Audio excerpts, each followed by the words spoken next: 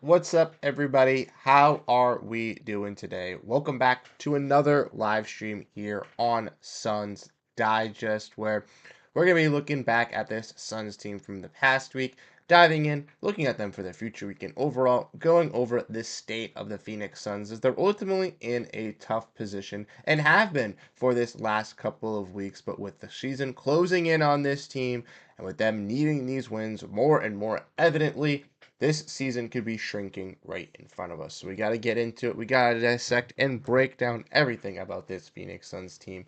We'll be doing that, all of that, and more, like I said, on this episode here on Suns Digest. I'm Bruce Veliz, and you guys have been absolutely fantastic showing your love and support. So I do appreciate you guys, always coming to these streams, always hanging out with us, and always enjoying it. So if you guys do enjoy the content, make sure to hit that like button and make sure to, share that stream for everyone. Yes, it's 3 p.m. in Tucson, an hour earlier. Oh, wait, so did it switch you guys back to the PST? Is that how it works over there? I don't know how that works. But what's up, Big Merc? How we doing? And Phoenix Suns #1 fan, how you doing? Is Curtis going to be joining us today? Curtis is not going to be joining us today. I'm sorry for that news, but it's just going to be me on this episode here as we dive in and we look at this team. And once again, this Phoenix Suns team kind of gave us a little bit of a disappointing week if we want to look back at these last couple of games since we've met. The Suns went 1-4 in these contests, and as I mentioned in the videos, the Suns get a win and you get some, helplessness and some hope within you with this Suns team, but ultimately it then falls flat in front of your face because then you see two losses back to back, and with the Suns going into their next performance, which we'll get into a little bit later in the stream, they're definitely going to need to be on a roll and being ready to pick up and take on a team like the Sacramento Kings because they're in the position that the Suns want to be in. It was 4 p.m. Oh, okay. Okay. Oh, man. Yeah, I'm sorry, Phoenix Suns #1 fan. Fortunately, Curtis will not be joining us. It's just me today. But like I said, let's get into it and let's break all of this down as we saw the Phoenix Suns play 4 games, like I mentioned. In their first contest, they took on the Denver Nuggets in an overtime game in which the Suns once again had to force overtime themselves. And this was, you know, a tough contest for this Suns team. We did not see Colin Gillespie after his great performance versus the Los Angeles Clippers in the game previous. He, only got 5 minutes of play, even though he was effective. Grayson Allen played pretty solid. Tyus Jones didn't play great. Mason Plumlee was actually really good for the Phoenix Suns in this game, even though, in some late game situations, he did have some mess ups for the Suns down the stretch. We did see Bradley Beal not having the greatest performance, and we did see Kevin Durant absolutely going off once again, kind of leading that comeback alongside Nick Richards. Bol had his, first starting moments versus the Nuggets in their last performance. Couldn't get that revenge here once again. And like you said, Bol back-to-back games with 17 minutes and 7 points. That's also not a great thing for this Phoenix Suns team. He's kind of cooled back down and come down to earth. We ending at 6:30 or 7. We're gonna be ending probably around 6:30 today.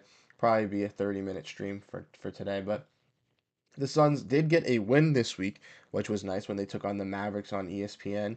And it's the Mavericks. This is the team that is ahead of the Suns. And for the Suns beating the Mavericks in this contest, they were able to get the tiebreaker, which is solid for this Phoenix Suns team as they want to make the playoffs, which we all hope that they can do for the Phoenix Suns.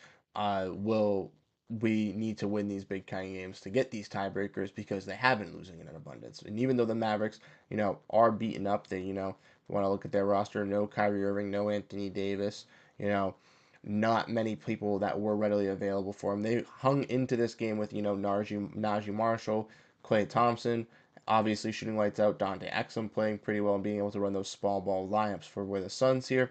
They seem to struggle a little bit. Plumlee once again had a pretty solid game.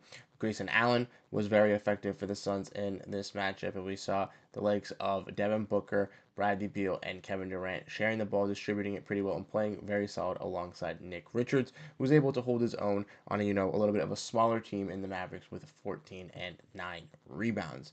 This game was once again a good momentum swing for the Phoenix Suns here as they need those big time wins to really start piling up, and then you get the false hope because the Grizzlies come in and every game that the Suns have played 2 versus this Grizzlies team has been close in their recent stretch. And once again, see another nail biter coming down to the wire. Kevin Durant, 35 points. Tyus Jones once again inserted into the starting lineup because Bradley Beal tweaked his hamstring, I believe, or tweaked something late game versus the Dallas Mavericks to where he had to sit out versus this Memphis Grizzlies team. And once again, for the Phoenix Suns, some questionable thinking when in a game where the Grizzlies squad, where it seems to be high scores every time. We saw 151, 149, another high score, 120, 118. You do not see any defensive players like Ryan Dunn being inserted into this lineup as he barely got any run. Colin Gillespie, unfortunately, 0 for 4 from this game. Plumlee, 10 points, 8 rebounds in this contest. Grayson Allen coming back down a little bit down to earth. Devin Booker, 26 points, really solid game from him. Kevin Durant, 35. Richards, 10 and 10, a pretty solid double-double. But like Big Merc said, one of those X factors for this Suns team that adds that size hasn't been performing the greatest as Bol in that Grizzlies game was not that great in for this Suns team. And then we see the performance last night, the one that's kind of fresh all on our minds. First, the Houston Rockets. No Nick Richards in this performance for the Phoenix Suns, so they went with Mason Plumlee in the starting lineup.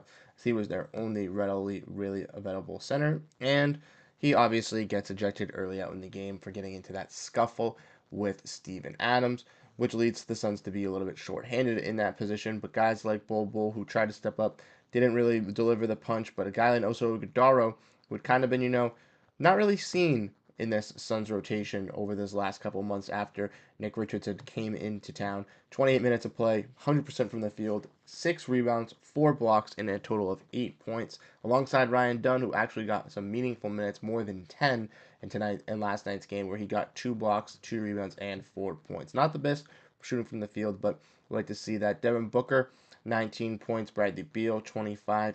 KD, 19. And Royce struggled to fit into that starting lineup going offensively, but for the Suns was able to be a pretty solid distributor with 8 assists, 3 steals, and a block, being able to do all those other little things around the outside for the Suns. But these are the types of teams that give the Suns, some issues, some problems. The young, high flying, really aggressive, good defensive teams that can kind of shut down the Suns, and if they can kind of mirror their offense or match their offense, then it can be a winnable game for them. And we saw that. Look at the distribution from this Rockets starting lineup here. Obviously, the bench, relatively really no input, just Jabari Smith with 8 points, but 29, 20, 19, and 15. And if you look at the Suns, not as much distribution there. Obviously, the big three getting involved, but besides that, for the Suns, no one really stepping up. Obviously, Plumlee is going to start. Didn't really play that much. Obviously, Oso kind of fills in that role, so Oso played solid, but it was good to see the rookies kind of play, get off their leash, kind of get some experience. But for this Suns team, losing to a Rockets squad who has your first round picks, who obviously is in the rumors around your 2-star players in Durant and Booker, that is not great. And the Suns, obviously being last in the Pacific Division at this moment, sitting at 30 and 36, is not where fans expected them to be at this point. Now, if we want to look at their schedule, kind of look at what they have remaining as well, we all know that their schedule is not the easiest in these next couple stretches here, as they got, once again, Sacramento on Friday, Los Angeles, maybe with LeBron James. Who knows how he'll be coming back from that groin injury. Then they get 2 easier games in Toronto and Chicago, which we said last time, and they ultimately ended up losing one of those. And then you got your tough stretch against the East: Cleveland, Milwaukee, Boston, Minnesota, Houston, Milwaukee, Boston, New York, Golden State, Oklahoma City, San Antonio, Sacramento. So basically a 10-game stretch where the Suns basically are running into a tough opponent every single night and are going to be having to be effective on both sides of the ball. And what we've seen with this team throughout this entire season is the offensive side of the ball can hold their own for a majority of the time, but the defensive side can't. And that's the side that we need to critique as we look and see. Looking back, 3 straight L's, 4 straight L's, looking back at their season throughout this year, just hasn't been pretty, obviously, after this fantastic start. The injuries started to come in and everything started to go downhill since then for this Phoenix Suns team. But with some, positive outlook, with some stuff to discuss about this team, we can kind of look into the playoffs, kind of look into next week, and kind of discuss about what this team really needs to do for the future. But before we do that, let's look at the comments. Let's answer some stuff that you guys have been saying that have been going on. A little bit of a ramble right there for the last couple stretch. So Let's see what you guys are saying. Who started the altercation last game? Seemed like it was Adams. If you missed the last video I did, talked about Plumlee just said Steven Adams was being a little bit of aggressive and felt like he grabbed him in some sort of way, so that's what started the contact and that's what started initiating anything. Lucas to the Lakers was a bad trade, 100%. The Lakers, obviously, top tier team in the West, combating against the defending Boston champion Celtics just a couple of nights, just a couple of days ago on Saturday, and you could see from the Lakers that, or from the Mavericks, that every trade that they've made has basically screwed them. The Anthony Davis has gotten hurt. Caleb Martin hasn't been great. Grimes has been blossoming on the Sixers, and for a Mavericks team, it just seems like they're a little bit cursed. It helps us win. Yeah, I like that the with the Mavs losing that it helps us. Another team I think can get KD is OKC, and they trade for J Dub if they can trade him here. I mean, that's something I would like to do, and I think J Dub would have to be involved in the trade for the Suns to consider anything being involved. But I don't know if KD would want to go to Oklahoma City or if Oklahoma would want Kevin Durant. They might still want to keep those young guys and build around them and not go initially all in right away. I think it kind of all depends on their off season. I say again, 3-7 next 10. Yeah, Big Merc. When we were looking back at that last 10 from a couple weeks ago, we were completely wrong. And I think with this Suns team for the next 10, if we want to look, let's go. I'm going to do a lot of prediction here, right? Let's see. Can we look at their schedule, please? ESPN.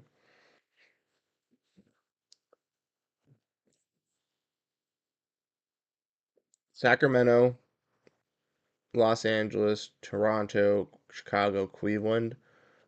To yeah, I'll say 3-7 as well. I That's my outlook as well. I think that they could beat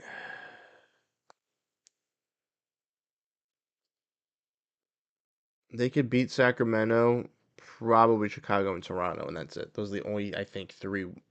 I think there's only five more winnable games, and then the rest of them against all the other great teams like Cleveland, Milwaukee, Boston, Minnesota, Houston, New York, Golden State, Oklahoma City. Those are all gonna like you could maybe win one or two of those, but you're gonna have to get very, very lucky with one of them having a shaky offensive night or with you having a really, really solid defensive performance, which with the rotations and how this team is built, doesn't really make sense. Toronto, Chicago, Spurs, yeah, I could see that. Toronto and Chicago, I hope they get revenge versus Toronto. Toronto, I mean, matches up against us very nicely, but I'd love to see them get that kind of matchup or kind of be able to beat that lengthy wing matchup that Toronto has and kind of get the easy wins out the way because that's what we said last time was they needed to get the easier wins before they got into this gauntlet of March into the heart of it. And now we're going to kind of see that kind of come through. And now you're going to really see the true test of the Phoenix Suns and what they go up against because they're losing to the Rockets and I mean yeah by 7 points it's still close games they can still win these games, don't get me wrong, I don't think anything's out of the picture, but it's going to be a very, very uphill battle to climb. Kyrie Irving's out for the season and some of next season. Yeah, I know. Sacramento has Levine. Yes, they definitely do have Levine. He's very good, but Sacramento has kind of fallen as well. If we want to look at the standings, where is that?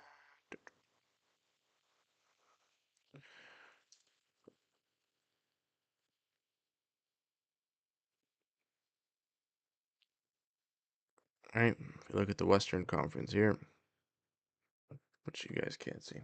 Nice. Okay. So Portland has fallen off a little bit. They've lost five straight. Obviously, young, enticing team, betting some close games, even if they have lost five straight. But they are still definitely in contention. They are 5 games out of the the 10 seed, so they would have to go on another 5 to 6 game winning streak to make it. So I think they're gonna kind of cement themselves. I think that they might pass San Antonio. I think them and San Antonio are gonna be competing here. So once again, the Suns are still kind of in the heart of it with Dallas, just being so injured and with the Kings only being a game and a half above them, they could potentially pass them as well. But being 4 games back behind the Kings is going to be tough to even climb into the nine. So They definitely have to climb into the 10. I think Dallas is the team to watch for them to push off. And then obviously them in a Sacramento Kings matchup, right? You look at the teams, Zach LaVine, DeMar DeRozan, and Sabonis, they're obviously going to have that interior presence. They're going to be able to dominate in the paint versus the Suns. They're going to get a lot of rebounds. But Sacramento is also a team that has struggled offensively. And if the Suns can catch them in a bad shooting night, like in a play-in scenario, which is could be more likely than in a 7-game playoff series to happen for 4 games straight or 4 out of 7 games, then I think the Suns have a better chance of beating a team like Sacramento. I also think that the experience that Kevin Durant and Devin Booker have from being in the playoffs and being in those moments can kind of overpower maybe not a young Sacramento team, but a team that's looking to still compete, but you know has some also defensive flaws as well, to where if the Suns really do attack them at the wing and could get by them and put on an avalanche of points, outscoring the Sacramento Kings squad, that they could, have no worries even if Domantas Sabonis were to come back and be able to play for the Sacramento Kings team. But ultimately, he's hurt as well, which I just remembered. So that could also be something interesting. And then once they beat that Sacramento Kings team, then they have to play, another team like potentially the Timberwolves or the Clippers, what it's looking like at this point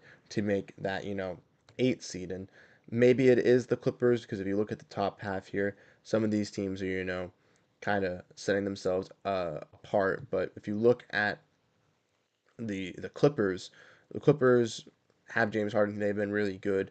They've taken a little bit of a step down in the Western Conference, but I think Suns Clippers would be another kind of great matchup. Two veteran teams kind of going at it, and I think this would kind of be the telltale for what team to kind of push in that direction. I know the Suns say that they obviously want to trade Kevin Durant, want to retool around Devin Booker and stuff like that. That's the rumors, that's the reports. But at this point, we never know what could happen. And this, battle for the 8th seed of, James Harden and Kawhi Leonard versus this big three could kind of be the telltale of whatever team loses kind of needs to go into that deconstruction and reconstruction of their roster and potentially falling out of playoff contention. And that could be a something to keep an eye on. I do trust the Suns to get by that, but then once again, even if the Suns get by both of those gauntlet tests, one, have to have some luck with winning some games and having the Mavericks to fall out. Two, then beating the Sacramento Kings. And then three, getting to beat the Los Angeles Clippers. Their reward is playing a team that has 12 losses in the Oklahoma City Thunder. Yeah, I know, right? Worse seeding than last year with a better roster. Um, it's just not explainable. Obviously, the West definitely got better. Adding Jimmy Butler to this Western Conference, adding Luka Doncic to a Los Angeles Lakers team, clearly diminishes another team in the conference. But some of these younger teams are just getting better and stronger. And you even see even down here with teams like the Spurs and the Blazers building up these ones and still being in contention. Yes, maybe not in a playoff spot, but in a season or two if fully healthy and still having these young stars continuing to grow could find themselves into being some, top tier ascenders like we've similarly seen with the Rockets, the Grizzlies, the Thunder, even the Timberwolves over these last and the Kings a couple seasons ago over these last couple of years. They could kind of cement themselves as the top feeders, and we can see teams like the Lakers and the Warriors and the Clippers and the Suns and the Mavericks and the Nuggets potentially having to go on a little bit of a reset. It sounds crazy that the Spurs are doing worse than the Suns. Well, yes and no. You got to figure that obviously that the Fox trade was great, but the the Spurs are also very young. They also have had Coach Popovich been, out with, some illness and, having the stroke and stuff. So they don't have their true identity coach. And you also got to kind of factor that Wemby's still growing. I know a lot of people want to, assume Victor Wembanyama, top pick, he needs to he's the next modern version of LeBron James. He needs to be, this all-out perennial superstar, top 10 player in the league, even that stuff. And I don't think that's the case. And unfortunately, Wemby still has time to grow, and he can still needs to be one of these top players for sure. But he doesn't need to, be in a playoff series yet or be in the finals in his second or third year to really cement him as a top tier player. That's not going to matter. The Spurs are going to have plenty of time to develop, grow, put the right pieces around Victor Wembanyama, and Victor Wembanyama is going to have the the blessing of him being great and being able to ascend the Spurs into that realm, but also having other players wanting to play with him because of how great he is. So I do believe that the Spurs should patiently wait and kind of evaluate those situations and kind of let them kind of fill in through this team to really get them into that right promised land. Because in a couple seasons, that's where they're going to be. Where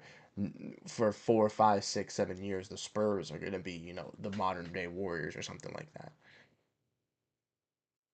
Yeah, he's out for the blood clot. Yeah, I know he's out for the blood clot. Even if we go after Ant Man, we won't be the first seed. You never know. I mean, they wouldn't be able to get Ant-Man, unfortunately, but I don't know. They need to blow it up and rebuild. They've been trying to get back to the final since 21, and they've only gone the opposite way. So that's exactly, Tom, what a lot of people agree and think. I don't want them to do that. I'm obviously in the kind of mindset of keeping Devin Booker and building around your franchise player. You don't want to show the kind of illustration of, hey, you just broke the franchise record. You wanted to be a Sun for life, but we're going to trade you because it doesn't work for us and we need first round draft capital to build around Ryan Donoso Godaro. And what we saw with this Suns team is post Steve Nash era is it took a long time for them to get back into the these playoff conversations and stuff, and they had Devin Booker, they just couldn't put the right pieces around Devin Booker. And who's to say that the Suns can't find that guy in the draft, but then ultimately can't build around him, and again, for another 10 to 12 years. And then you get back into these conversations. I think the best thing for the Suns to still do is you have a player like Devin Booker who wants to stay, you still want to compete and still build around him. And there's other ways to kind of get out of this situation, regardless if it's trading Kevin Durant or trading Bradley Beal. By trading one of those guys, you're not only going to, yes, potentially get better or worse, depending on which one you trade or how you evaluate the team looking post that trade, but Devin Booker competing still in a Western Conference with still a rejuvenated team, with a team that has easier contracts to trade. You remove Kevin Durant's $50 million contract and you replace it with two or three smaller contracts. Yes, the Suns might not be as effective, but they might be better as a cohesive unit. We might see the Suns actually, be able to have some younger pieces or players to kind of build around Devin Booker and Bradley Beal. Then who knows? Bradley Beal after the next season on a 1-year deal with a no trade clause could be a tradable asset for the Suns, to which they could use to move off of his contract and bring even more talent. Now the Suns only have one major contract, and now they can go star hunt. And still with Devin Booker at the age of 30, where he's still going to be a top tier shooting guard in the NBA, can still put him around other players like the Kevin Durant's that have continued to grow and rise up through the ranks and get him into that other championship push. I don't see the need for them kind of to blow it up, to kind of strip it all down, because I think it sends a bad image to your fans and to your fan base that regardless of what the player does, regardless of what the player says, regardless of the achievements that the player gets for your franchise, you're just willing to just throw that all out the window just because they didn't win you a championship. And for smaller market teams, that's not the ideal ideology you want to sell to the fan base. You want to sell to them, especially as a new owner and Matt Ishbia, that you're willing to build a community and build something great for the fans to appreciate. Underrated channel, brother. Always love your analysis. At least my GCU basketball teams knows how to play as a team. I'm currently in spring break, but I'll be back. Sorry, I couldn't see the end there. I'll be back next week. Awesome, man. That's great to hear. Thank you so much, Andrew Dang, and I really appreciate you being in the stream while you're on spring break. I hope you have a great time, and I'll definitely be checking out GCU. I'm guessing you're saying Grand Canyon University would be my guest, and if that's the case, I'll definitely have to keep an eye out for them for March Madness, because that's something that I also get into. I'm not really into college as much, like knowing the players in depth. That's where I kind of save it for March Madness to kind of figure out what players really stand out and which ones can actually dominate. But that's good to know, and I'll have to check out Grand Canyon if they are in the tournament. And if you still are here, Andrew, we do have a little bit of a promotion that we are running with the Hot Takes app here on Suns Digest. If you want to check out the other videos that we've posted, the recent video we posted about it, where we're doing a March Madness bracket in which you guys can win some prizes up to 25,000 total dollars as long as you guys are 21 and older. All you have to do is just download the Hot Takes app, join by putting the promo code DIGEST in all caps, and then clicking the March Madness bracket, finding the Digest Media Group, and joining. You then can make your bracket and have the chance to win bunch of prizes. First place prize, I believe, is around $10,000. So if you guys are interested in that, definitely check out the latest video, and you guys can get some more information in the description and in the comments of that. Keep Booker, trade Beal. God damn it. I mean, I'd love for them to trade Beal, and that was again the sentiment that we've talked about last week, and kind of I think the direction the Suns should still try to do is still building around Kevin Durant and Devin Booker and moving off of a player in Bradley Beal and putting, you know, him on another team like Atlanta, potentially Chicago, and bringing some other pieces back. Now, if I'm the Celtics, or not Celtics, excuse me, I'm thinking about my other team and my other channel. But if I'm the Suns, I'm not really wanting to do the trade with the Bulls just because we have to get Patrick Williams back, and I feel he's a negative asset or a negative contract. But yes, I still think that they should still be looking to try to trade Bradley Beal off of this team going into next season. But if, like I said, they're unable to do so, and they are stuck with the Bradley Beal contract with the fit, we've seen Devin Booker and Bradley Beal be able to work together. And I think if you kind of do go into that Kevin Durant trade, right, Bradley Beal can still be effective as a third scorer now. You're not going to be getting that probably dominant second star in a trade for Durant. You're probably going to be getting some picks, some younger assets to really build around that, getting, some more defensive, athletic pieces in that wing slash big department to really help bolster that unit alongside those guards so they can play pretty well against them. But, um, what was I going to say?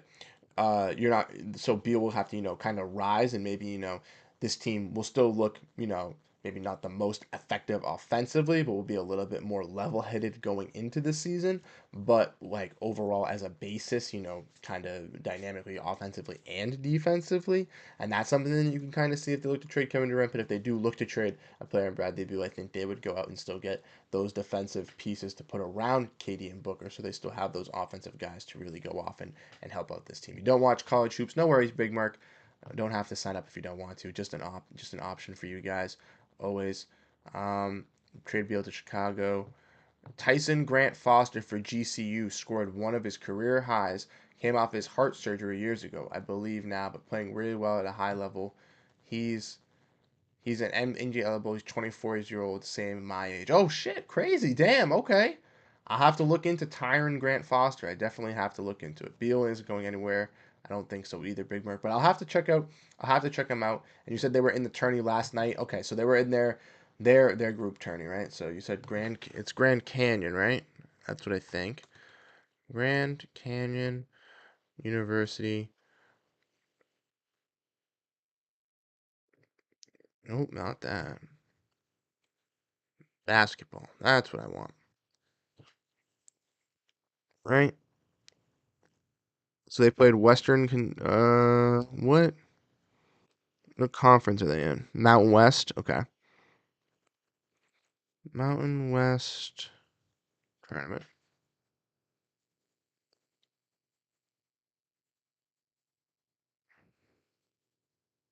Standings. Here we are.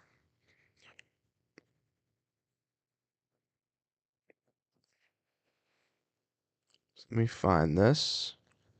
Sorry, I actually wanna look at this. Maybe not? Am I dumb? Yeah, I'm dumb. Alright. I'm gonna look this up. I'm gonna figure this out, Andrew, after stream, and I'll kind of look into it a little bit more. There we go. Awesome. There we go. Alright. Let's look at the chat. Beal isn't going anywhere. I don't think he's going to go anywhere either, Big Mark. I think they'll have to move off of KD anyways, but hopefully, I wish he comes to the Suns, but I doubt it happens. I mean, that would be really sick. Tyron Grant Foster. I'll have to see some of his like footage and stuff like that. See how he plays. Beal isn't. If I was in the NBA draft, I would go to OKC or Suns. Those are the teams I would love to go to. I mean, those are the teams I'd love to go to too. Unfortunately, you don't get to choose where you want to go to in the NBA draft. I mean, that would be absolutely ideal. I feel like everyone would pick the Lakers though, unfortunately, which would be tough. But yeah, Big Merc, Chicago, and other teams are interested. I don't know if anyone's really interested. I don't know what teams are really interested in Beal. I think it's just more that the Suns are willing to get off of him. I think teams are willing to take the shooting on. I think a team like Orlando would value the shooting and offense, but I think they would rather play like Grayson Allen than compared to a guy like Bradley Beal, which again, you'd have to look at next year's contracts to evaluate how the Suns would even be able to do a trade with that, and you'd have to figure out what would be an equal value. I think that was something that the Suns could have explored this season and most likely would have if they could have gotten Goga Batazde if he didn't get hurt, but it's kind of tough. Tyron Foster came for 5 games recently for GCU and then came back healthy. Foster was injured for 5 games recently and then came back healthy for the tournament. Awesome. Okay. Awesome. I'll definitely check him out. I'll definitely check it out.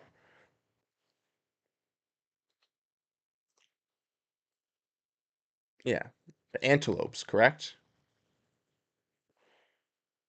Here we are. I see it now. The Western Athletic. Yes. Yes. I see it. So they beat Texas Arlington Mavericks yesterday in the WAC. Okay, I'm seeing. See Western Atlantic. Utah Valley, Grand Canyon, CA Baptist, ACU, Seattle, Tarleton State, UT Arlington, and Southern Utah. Alrighty, so let's look at their tournament. I'm more interested in this than I am the Suns. No offense, but Suns are just oh.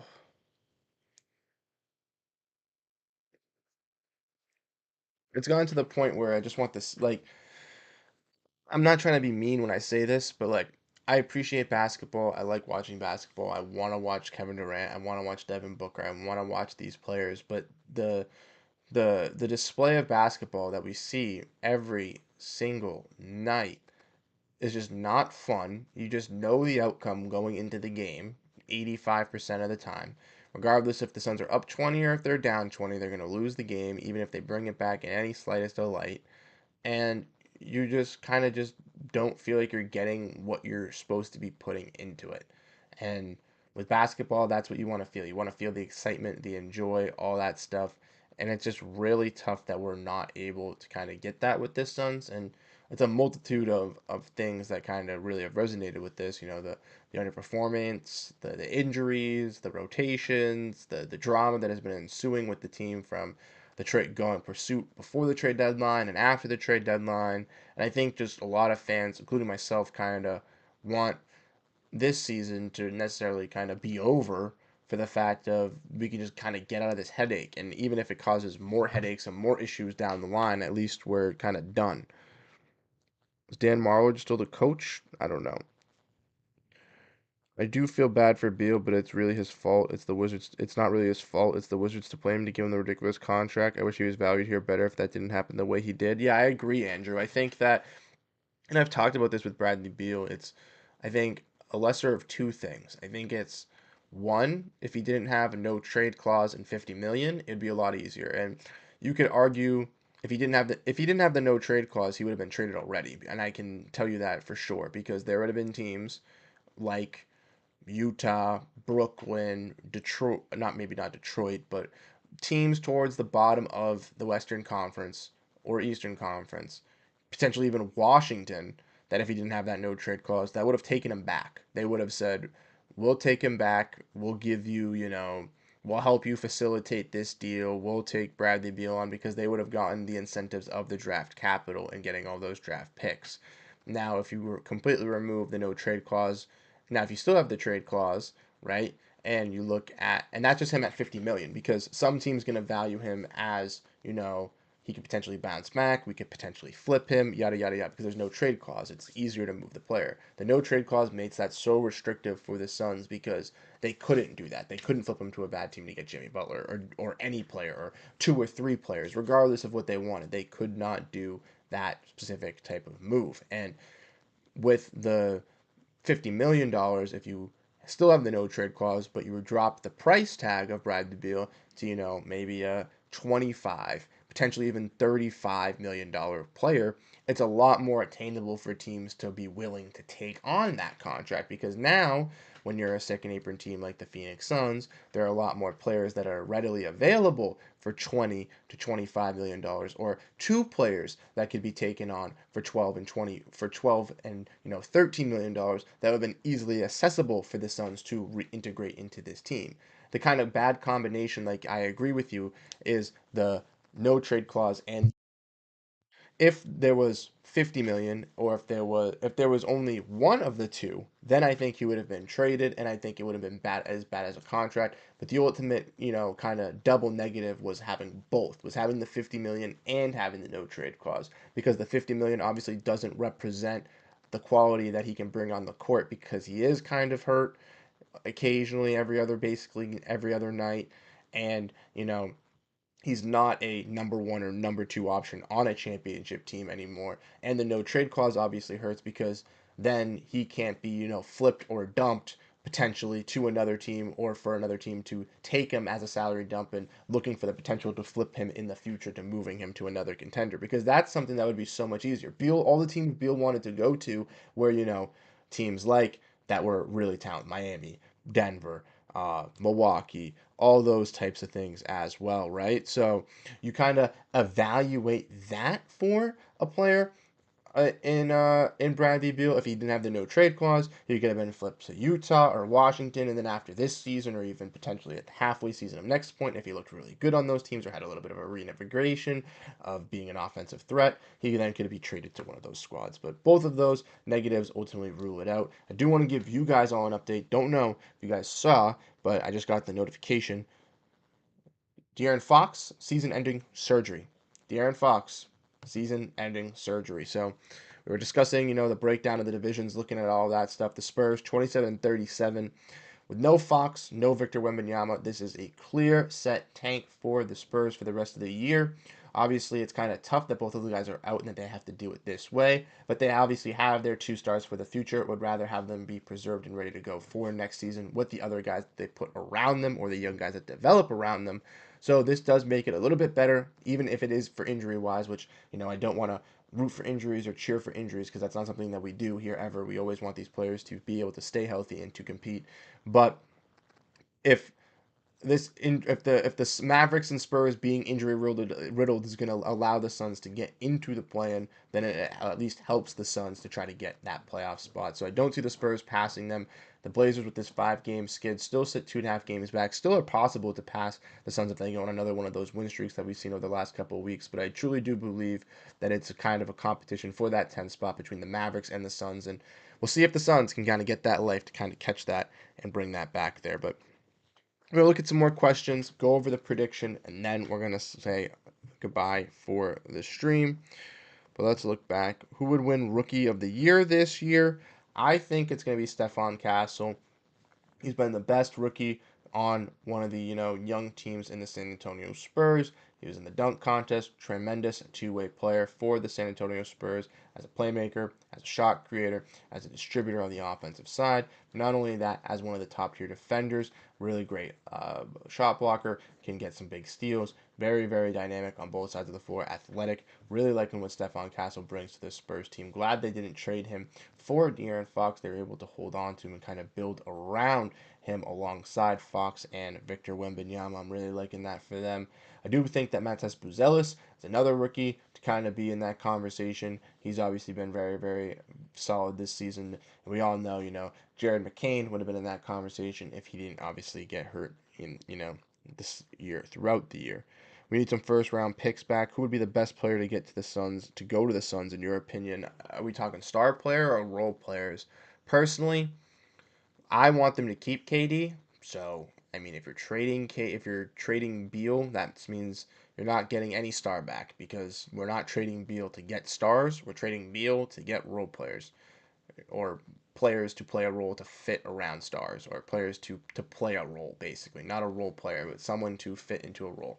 So they'd have to do a little bit of reconstruction. That's the ideal way that I want to go. So there's no like specific player.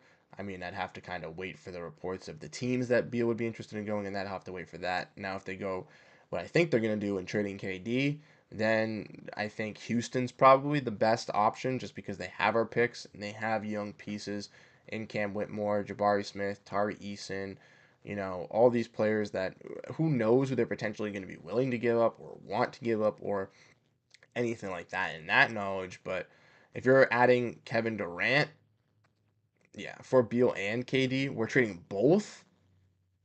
I mean, if we're trading both, then you're going to be having to get another 50. Like, There's no need to trade both. I think it's kind of redundant to trade both. You're kind of trading one because Booker can work with another scorer. Realistically, could work with both scorers, and you make me eat my own words because Beal, Booker, and Durant can work together in the starting lineup and have been able to over these last couple of weeks if they have players like Ryan Dunn, Tumani Kamara, uh, not necessarily DeAndre Ayton, but a Navika Zubac or a Brook 3, 4 years ago, Brook Lopez. Those are the types of players that you need around these stars to really thrive with a cohesive lineup like this. So I think if you're trying to trade Beal or Kevin Durant, you're trying to move basically one. If there we need you want Brooks, Thompson, and Green. Well, they're not going to trade Thompson, unfortunately. They're not going to let go of Amen. He's been their best player this year. I think that I don't even think Houston wants KD. I think the talks would start as we're interested in KD, and then the talk would go, but what about Booker? And then they would try to get Booker for Jalen Green because, like I've mentioned here on the show, Devin Booker paired next to Amen Thompson is the perfect pairing for Devin Booker. It is the secondary ball handling, offensive rebounding, high flying, aggressive, slashing point guard that's also going to be able to distribute, playing alongside of him, allowing Devin Booker to go back into that off ball role, which he was able to be very successful with alongside Chris Paul and alongside other players as well within the Phoenix Suns organization and throughout his career. And I don't think that they would give up Thompson. I think Whitmore and Jabari is probably the talent you're gonna get back. Whitmore obviously falling through their rotation. Whitmore is has the potential to emerge as uh, a Jonathan Kuminga type player in my eyes, a player that has had to go through the struggles of kind of trying to find his role and try to figure out where he can kind of fit in due to the fact that Houston has had so much of a logjam at the wing. But if he can get over to the Suns, I think he could develop as an offensive piece. And then Jabari obviously would be traded because if they're putting Kevin Durant in the starting lineup, they're taking Jabari out. So yeah, Jabari would be the other young piece that would kind of fit in at that power forward slash center position to kind of develop. If we get Sengun, who do you think they would trade for him? I don't know if we'd be able to get Sengun. Maybe you'd be able to get Sengun. I'd love to, but it'd probably be KD again or potentially Book. Like they're not gonna be able to trade Beal for Sangoon. Like they're not gonna be able to do that. They're not gonna if that's what you're trying to get. KD will be 37, which will decline his value. I believe that's why these teams are still having to give up too much capital. Exactly. I 100% agree. And I think that for this Suns team, that's why Durant kind of wanted to wait to the offseason, was to have more leverage to kind of decide where he wanted to go. That's why the Suns didn't want to wait into the offseason. But I don't know why they tried to do the trade without him knowing, because it's just going to make him more frustrated and want to leave, specifically after this disappointing season. But let's get into the predictions. Let's kind of look at the next week here before we sign off. Went a little longer than expected, but that's totally fine because we're having some great discussions here with you guys. But Kings, Lakers, Raptors, Bulls. 4 games coming up for the Suns before the next stream that we have for you guys on Thursday. Because, like I said, we go live every Thursday. I think they're going to beat the Kings tomorrow. Don't think they'll beat the Lakers on Sunday.